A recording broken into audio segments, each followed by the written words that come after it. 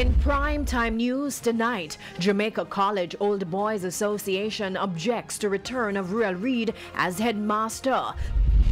Living in dust, the cry of residents near construction zones, and Jamaicans weigh in on retirement age for politicians. The latest in the RGR Gleaner Group Don Anderson polls.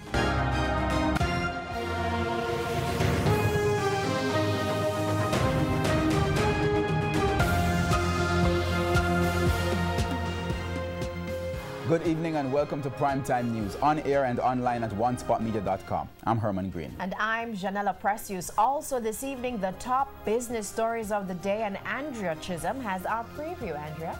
Well, this evening, chartered accountants are speaking out. They are skeptical about the $14 billion tax cut in the upcoming fiscal year. And I'll tell you why in the business day. Okay, good. And from Andrea, we go to Karen at the Sports Desk. Karen? Well, Herman, as you know, it's just days to go before champs. But two of the top athletes of one of the main protagonists are facing allegations of abuse. I'll tell you all about it later.